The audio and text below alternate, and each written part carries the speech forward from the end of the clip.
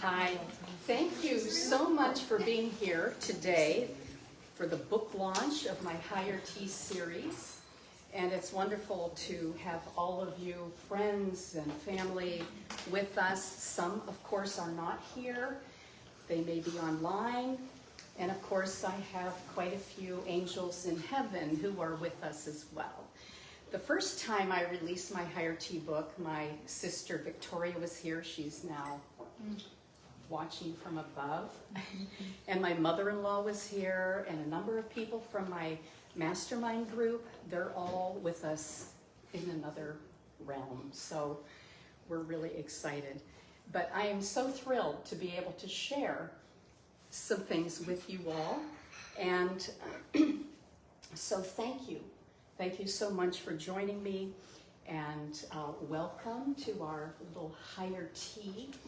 If you're wondering where Higher T came from, I will tell you. But first I'm going to tell you just a little bit about who I am and why I'm here.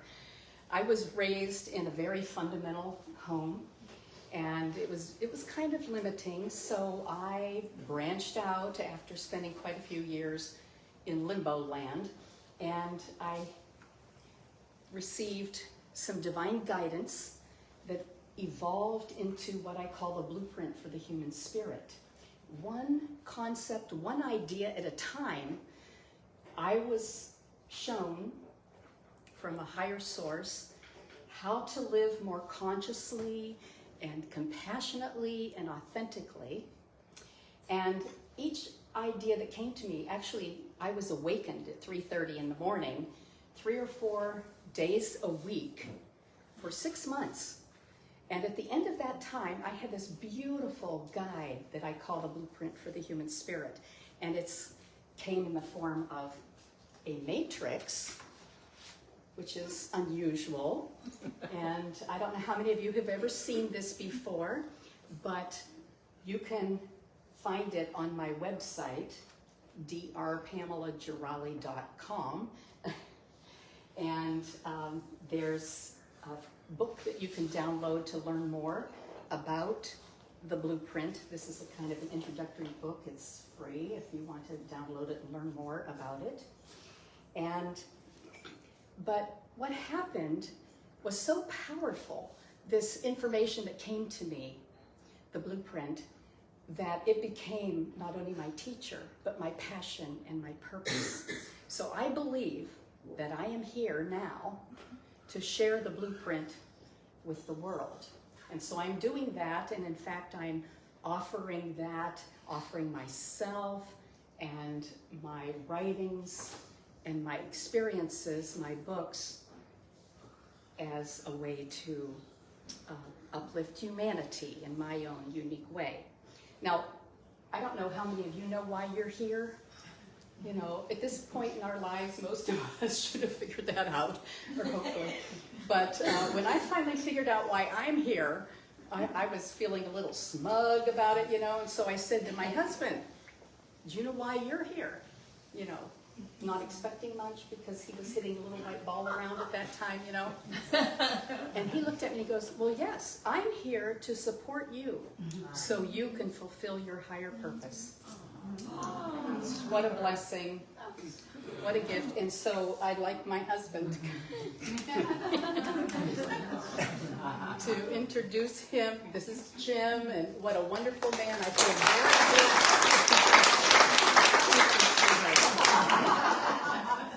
good. So he knows why he's here. He has to carry all my books around. So the blueprint is a guide for conscious, compassionate living and soul growth. It can help you overcome blocks and fears and let go of things so we can live optimally and purposefully. And so that's kind of why I'm here. Now, I'd also like to tell you about how Higher T actually got started. So, and I'll read a little bit from my book about this. This is in the introduction of my very first book called Higher T, The Essence of Joy. And this was our very first RV trip. And we've been doing this for quite some time now. But So before dawn on July 12th in 1998, so it's been a while since I've been working with the Blueprint, something extraordinary, I need my glasses, touched me. An unexpected moment of grace that quietly revealed my higher purpose. My husband and I were journeying across the country in a small rented travel trailer. And that evening, we finally arrived in northwestern Pennsylvania to visit my family. We parked on my sister's spacious lawn, grateful to rest after a long day on the road. As night creatures whispered their lullabies, I drifted off to sleep. Now, most mornings, I rise before the sun, make tea, and retreat to the lanai or my desk to read, write, and steep in stillness. I was like an empty cup, eager for every drop of soul-nourishing insight. But on this particular morning, I stayed in bed, hoping not to disturb my husband in the tiny quarters, though my craving for tea grew stronger by the minute. Eventually, I slipped outside and tiptoed across the yard toward my sister's house and kitchen. But under the hush of a new moon, I could hardly see a thing. It was pitch black.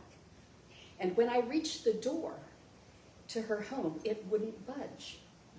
I gave up, returned to the camper, and settled for water. Yet, in that quiet moment, parched but strangely peaceful, I felt the undeniable presence of God.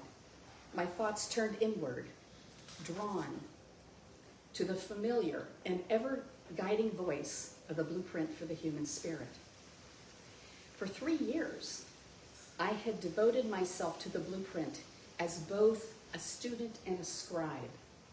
It filled my days and lit the fire of my purpose. And in that sacred dawn, it called me to share. I didn't know yet how or even where to start. Its teachings had grown so vast, so layered. I wondered how I could ever communicate its full depth and beauty. But in that tiny camper, that unforgettable July morning, my thoughts kept drifting back to one simple desire: tea. Then, in a sudden flash of inspiration, tea, of course. The Blueprint could be shared through the symbols and rituals of tea. Tea plants could mirror the sacred force behind all life. The gifts of tea could speak to the abundant universe and our capacity to fulfill unique, soul-aligned purposes. The art of tea could echo the grace of learning life's lessons. And step by step, the brewing process could guide us in turning dreams into reality. Even a recipe for the perfect cup might reveal the joy of living with purpose. In that one timeless moment, it all came together. The Blueprint had found its perfect expression. I remembered the day my friend Diane, who may be watching us from Chicago, introduced me to high tea. I was drawn into the quiet elegance and deep-rooted ritual passed down by generations of women who transformed tea time into something powerful. More than a midday indulgence or a dainty meal between lunch and dinner, high tea had become a subtle but effective forum for change. While men worked, women sipped, strategized, and subtly shaped the world. One solution, one conversation, one cup at a time. Then the idea of higher tea sparked to life. High tea with higher meaning. I envisioned heartfelt conversations over sweets and savories, kindred spirits gathered to explore what truly fulfills us. As teapots poured their liquid wisdom, we'd reflect together on what it meant to live with authenticity, with joy and purpose. Tea time, I realized, could become a sacred pause where heaven meets earth. Then came another infusion of inspiration, spirituality. Like a kettle beginning to sing, words ending in T bubbled up.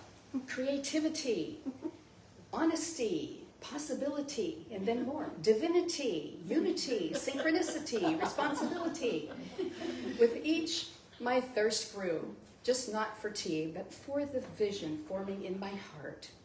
I saw an inspirational book, woven with metaphor, a new lens for spiritual growth. I pictured gatherings and workshops, women sharing tea and transformational ideas around the world. I even imagined myself hosting Higher Tea on the Oprah show. Of course, that was a few years ago. No longer concerned about waking my husband, I turned on the lights and poured myself into the pages of my journal. Tea words, symbols, memories flowed faster than I could capture them in writing. The outline for this very book began to emerge alongside ideas for hosting Higher Tea gatherings. And of course, this led to us creating Higher Tea circles at Unity of Naples and Unity of Fort Myers and at least 6 or more other places. I only wished I hadn't left my laptop at home then. By sunrise, I stepped out to find my sister Kit on the patio, waiting with a pot of tea, steeped in our great-grandmother's blue pot, covered with Chinese illustrations. Its spout chipped, but still full of grace. As we savored that quiet moment, I shared the vision. We both smiled. It fit me to a T.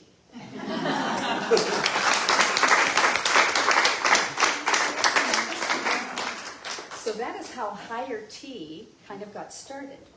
And the very first book I put together and had it kind of bound so that I could keep it. And that evolved into my first version of Higher Tea, The Essence of Joy. And this book is kind of introduction to the blueprint using tea symbols and tea words and things. And that one has been redone into, right here, into another version. And with it, I have learned something very interesting in the process of my own personal growth and what the blueprint has showed me and what I learned from God and from higher sources, that we have to experience something. We have to really feel it, hear it, touch it, smell it, see it. In order to learn, we have to experience it. So this version of Higher Tea includes stories that you can relate with and tea ceremonies, which you can experience the essence of what I'm trying to convey. So these new books are quite enhanced. The second book is called Higher Tea, A Thirst for Spirit. So it goes a little further in the blueprint and a little deeper into sharing wisdom and ideas that I have received.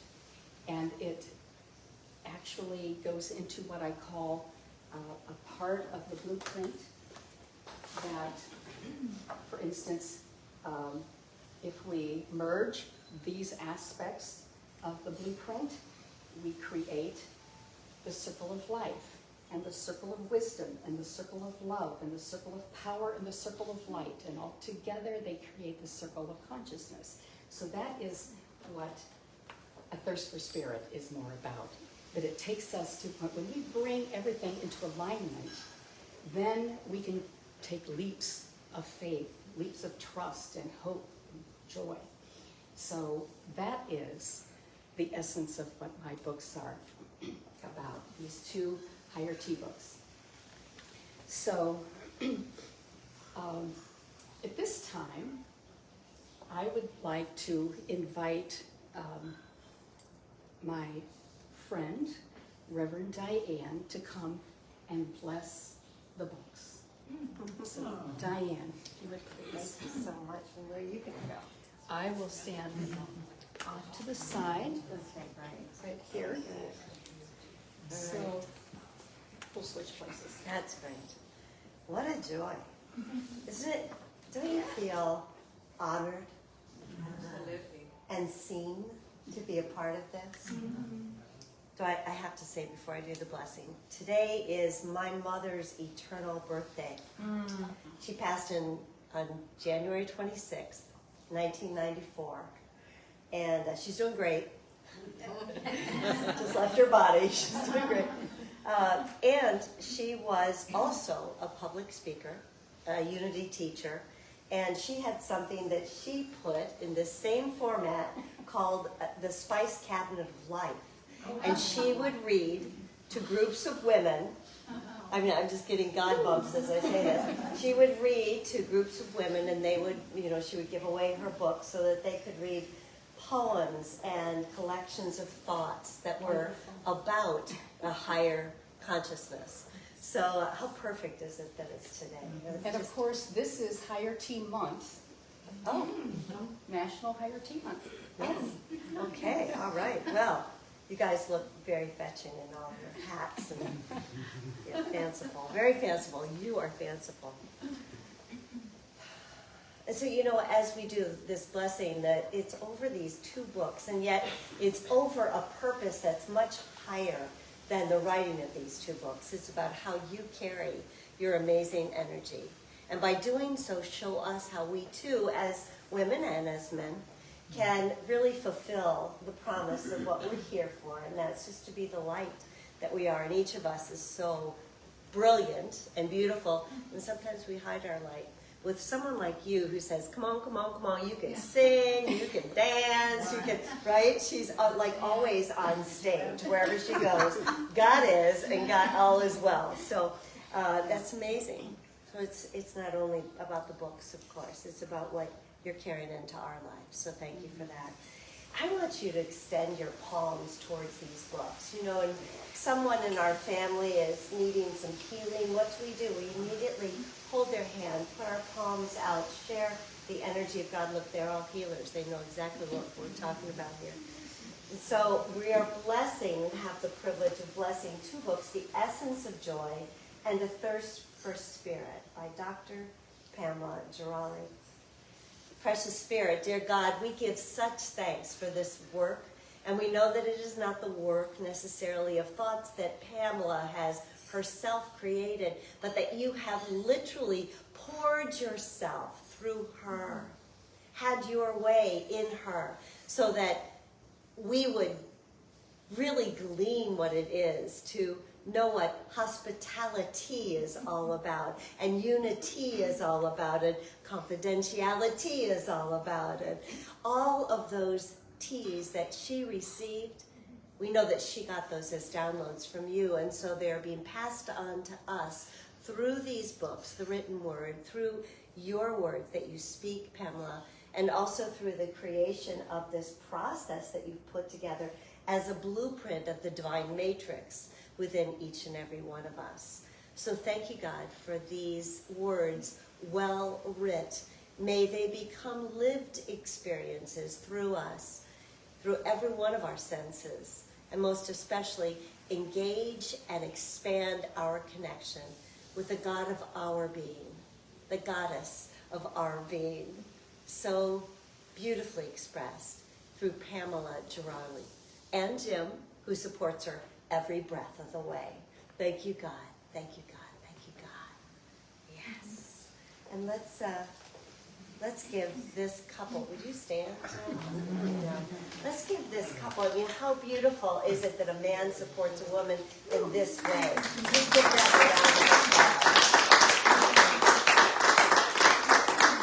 Thank you, my darling.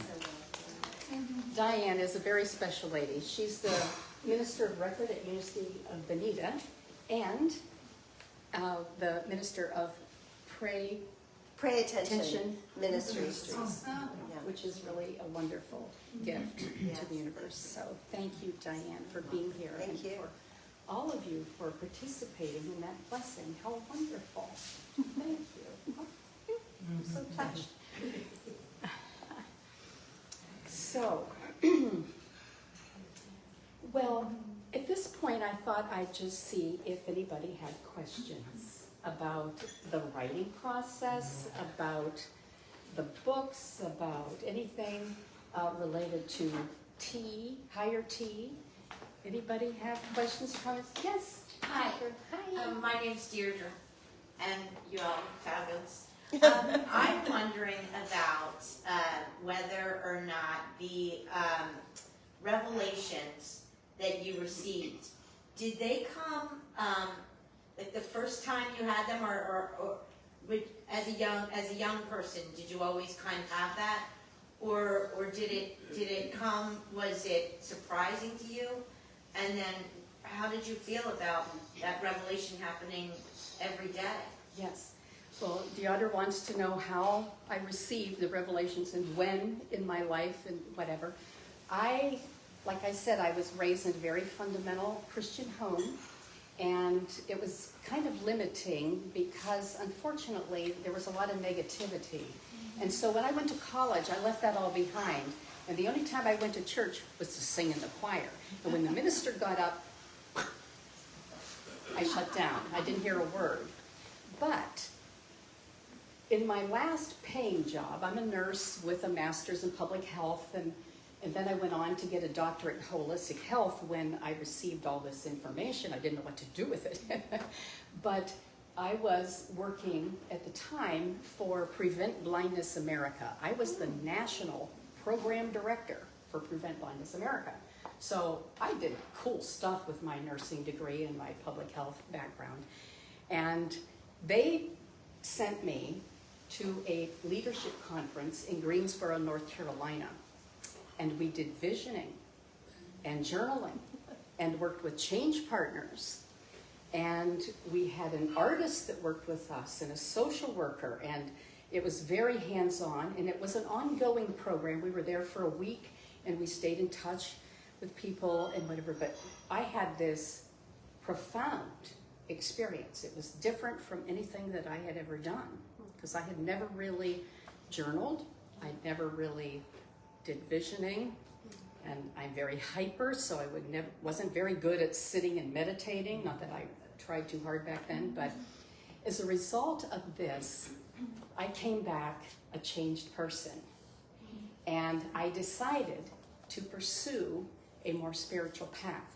Now, my older sister had studied spirituality for years and healing for years, and I was a nurse, so this woo-woo stuff wasn't quite something that felt right for me at the time.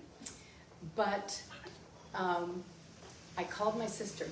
She's the first person I called, and I said, okay, you know, I would like you to tell me what to read. So this was back in 1995. So the first book, she said, The Peaceful Warrior by Dan Millman. Anybody? That was a long, long time ago. And so I started reading. I couldn't get enough. I went to every workshop I could go to. I was just so hungry. And finally, you know, I was feeling the difference between what I was raised with and something that was so positive that would help me to grow and expand and kind of get in touch with the truth of my being. So my sister told me for 20 years, she never said a word to me about what she studied or what she believed and what she knew, because she knew I wasn't ready. I would not have accepted it, but I was ready. And so then I just became a spiritual junkie and tried to learn as much as I could. And then I was confused because, you know, one person would say one thing and to follow their path, and somebody else would tell you something else, and then somebody else would say, well, do this, but they all said meditate, and I was so bad at it. So, but I still did my best. But so one day I started, I actually went to a medical intuitive because I had some stomach issues, and the doctor said it wasn't anything, that I knew it was something. And she's told me that I was allergic to wheat and corn. And so I tested it, sure enough. And then she also told me that she saw me working with some interesting shapes and things and it was kind of amorphous, and she's kind of going like this, you know, and I'm like, what is she talking about? But 2.5 days later, I was awakened at 3:30 in the morning, and I received my first transmission, and it was kind of a mind, body, spirit triangle, and that's where it started with. And then it kept growing. And with all these concepts came sacred geometry, and I didn't even know what that was. There were shapes, and they kept growing and evolving, and finally I had this beautiful idea of the blueprint for the human spirit. So it took me, I was almost 40 when my spiritual journey began. So thank you for that question. Anybody else have a question? Anybody? Yes. I bought your first book the first time around Yes. and loved it. Been in the spiritual world always, and I loved it so much. So when we lost contact over the years, I was just frantic. How do I find you? Even I just couldn't. And we have internet and everything. So when I found you this time, I was invited. It was almost like Christmas. Everybody I know, I need to get books for. And at home, here, everywhere, and so Barbara yes, was. I will buy quantity today. And my question is the second one the same one with extra? It takes you to the next level. Okay, so I want both of them then. Yes, they don't overlap at all, but each one of them is filled with T words. Go figure. Nobility, maturity, superiority, majesty. Of course, I feel like royalty in this hat, because don't you think it looks like Queen Elizabeth? So there's a lot of T words and a little bunch. I will say one thing, as I was receiving the blueprint, a lot of my friends had what they called spiritual gurus, teachers, and they could be a minister or somebody else. And I thought, oh, if I could just get somebody to tell me that the blueprint was, legit, because it came to me. It wasn't anything that was researched, and it wasn't anything with empirical knowledge and stuff like that, but I thought, well, maybe if I could get someone like a Wayne Dyer or a Deepak Chopra or somebody, to tell me this was a good thing, I would be okay. Well, so I thought, well, I know, I will manifest my own guru. So I wrote an affirmation in my journal. A guru is coming into my life now. And then this voice said to me, well, what am I, chopped liver? That's fabulous. And it's like, okay, I trust this. I don't need confirmation. But I thought, how perfect was that? So, any other questions? I actually have a question. Yes. So since I've known you, you introduced me to a specific T word, and that's what my question is about, and that's bounty. Bounty. Because I have never seen anyone with so much energy, and you have this plethora of content, and it just is never ending.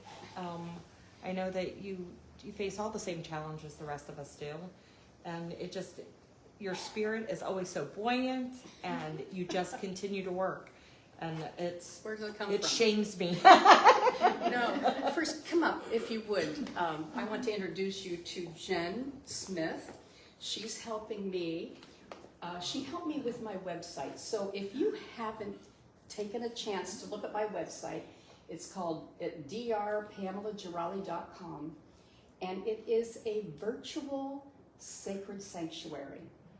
And so it's very cool. And it was And all beautiful. Pamela's, it was really her vision. but we did make it come true, and it is absolutely It a is beautiful very size. beautiful.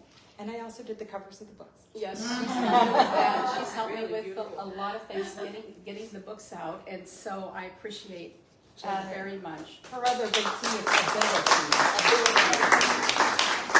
Well, I will say one thing about Bounty.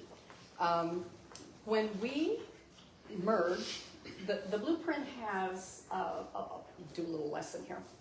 5 dimensions: physical, body, mental, emotional, intuitive, and spiritual. And the spiritual part is when it all comes together.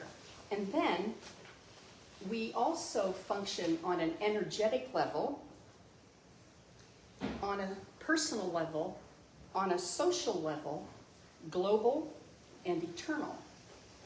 So when we balance and put together our, and bounty is like prosperity, where we merge what we give and what we receive with others that are giving and receiving, and with everybody in the whole world, then it creates win-win-win opportunities for everybody. So there's this circle of abundance that we create when we're living in harmony, when we're sharing and receiving, and it's such a beautiful thing. So that is where I get my bounty.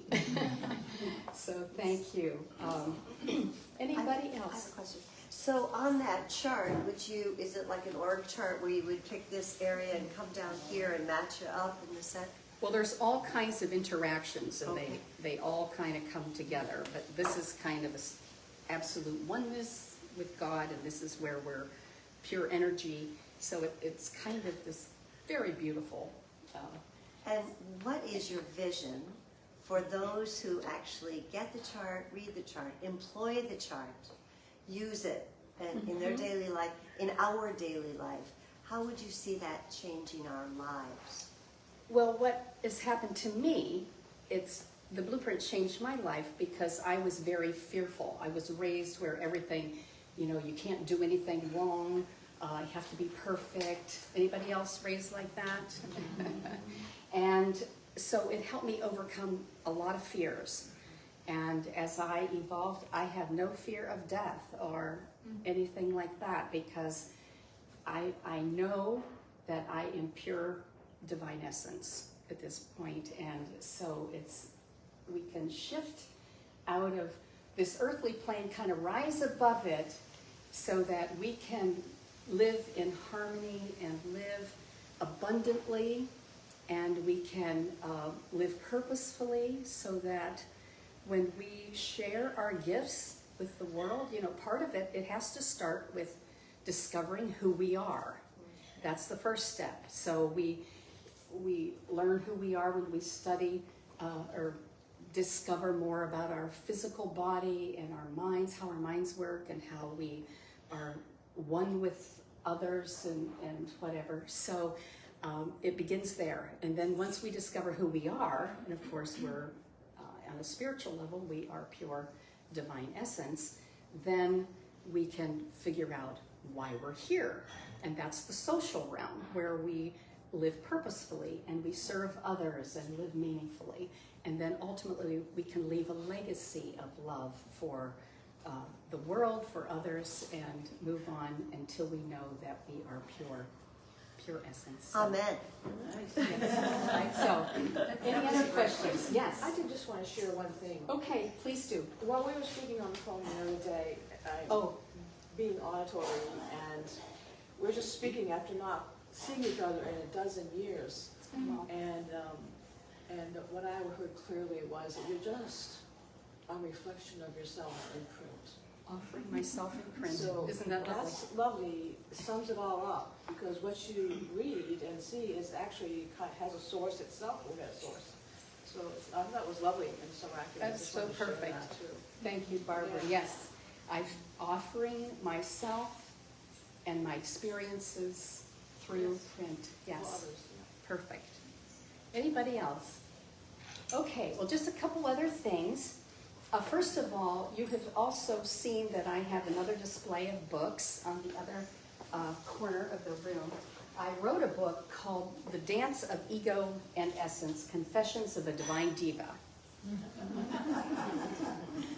And I had been sick with viral thyroiditis and was down for about 6 months. And finally I felt better. So and in the meantime, I had been a volunteer for about 6 major groups, organizations, helping everybody do everything, but not doing my own work.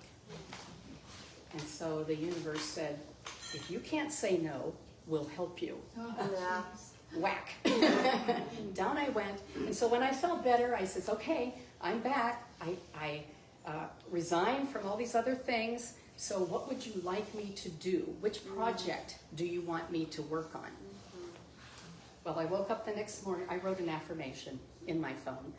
And I woke up the next morning knowing that I was supposed to go to my sacred space in my office and write confessions. I'm like, what is that all about? But I said, okay, well, maybe it takes 21 days to create a habit, right? So 21 days. Well, maybe a month. I could do this a month. 30 days. 40 days. So I'm like, what's with 40? 40 is the number of rebirth. So I didn't know what was going to happen. I got up. Since I asked, I figured I'd better follow through. Went to my office and sat down. I lit a candle just for something to do. And I sat down very quietly and waited. A couple minutes, a word came to me. Discipline. I don't like the idea of anybody telling me what to do or how to do things. And I'm like, oh my goodness, there's my first confession. So I grabbed my journal, I wrote it down, and I started writing. It just flowed out of me. I wrote for an hour. And I wrote about how harshly I was disciplined as a child, because everything that I did wrong was considered a sin. And of course, they were saving me from hell. And then I wrote about how discipline, when we internalize it, becomes self-discipline. And then when we can say no to one thing, we can say yes to something better, and it becomes direction. So I ended my first writing with an affirmation. I started with a confession, ended with an affirmation. Second day, scattered. Oh, I have a hard time staying focused. You know, I like to do so many things, and I get ideas here and there, you know. But the same process, every day, I had a word come to me. And as I wrote, well, I remember I shared it with some people, including Marcy. It's so wonderful. And they said, oh, we read, I was so honest. It was my journal. So radically honest that I thought, oh, this is very private. But I was told to share it in part because people like Marcy, who I shared it with on the process, said it helped them overcome various issues, because these are universal issues. And by day 20, I was flying. You know, I had released so much.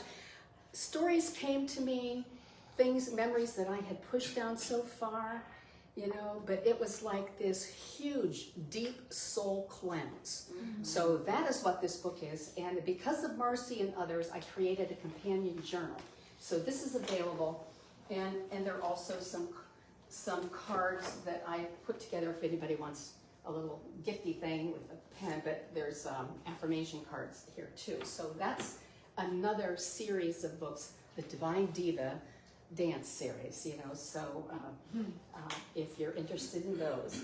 And I also do intuitive healings. Now, I'm a nurse, and so when I realized I was intuitive, it was a little weird because it didn't quite fit with what I had been taught from a child, because anything that was a little out there was considered occult and not very appropriate.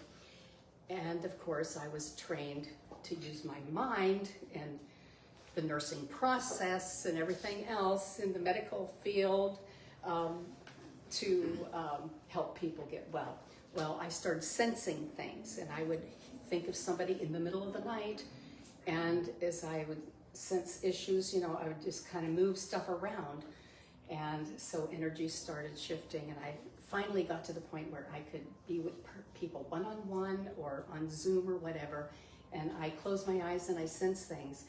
And true to the Divine Diva approach, my body goes into motion when I'm doing this, and I act out the issues that someone has and reveal what it feels like when they're released or shifted. So it's very unusual, but very cool. So I also do that. But I'd like to say something. yes, Marcy. That you did for me.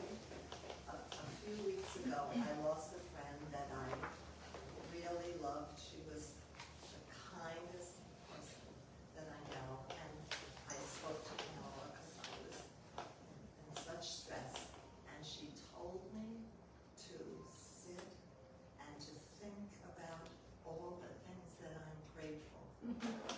And it really helped me to get through a terrible. So Marcy was just sharing how if we use gratitude, it can help us also go through stressful times. So is there any other questions or comments at this time? So, well, where's Trish? Oh, let me get the teacup with all the names. Did everybody have a chance to fill out one of those little forms? We are going to give away a book. 2. So this is probably the biggest teacup you'll ever see. And so did everybody get to fill out a form? Okay, good. Well, we will ask Reverend Diane to pick a winner. And if you pick your own, Then I win. then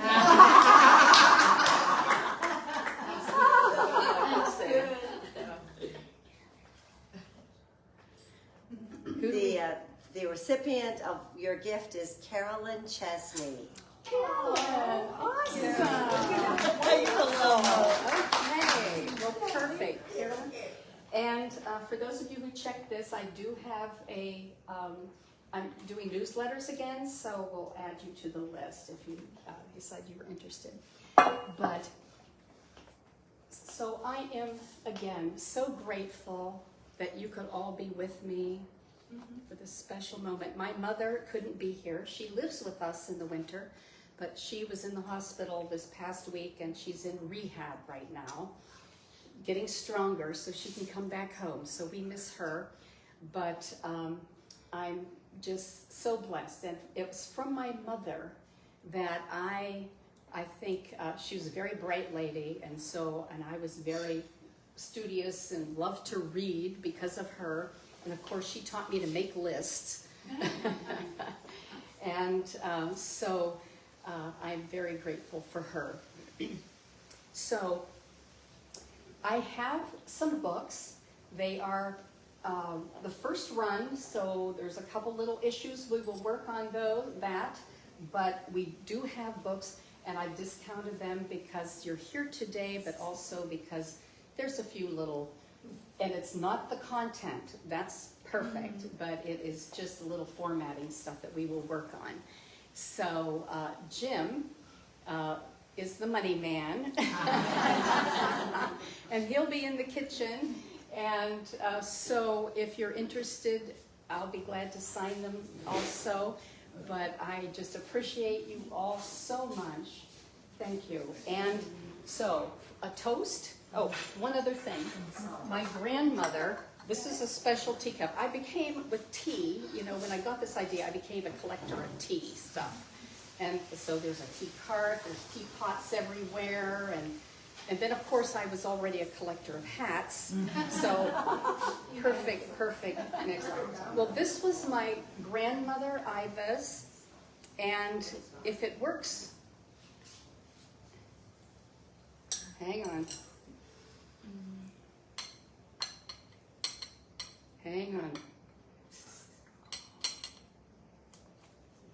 Yes, be careful, you're making me nervous there. I'm gonna drop one. Okay. Oh. It's supposed to sing happy birthday to my books. Oh. There's a music box in this little teacup, and unfortunately, it doesn't seem to be working here, so I'm sorry. I just Happy birthday to your books. Happy birthday to your books. Happy birthday, dear birthday. Happy birthday to you.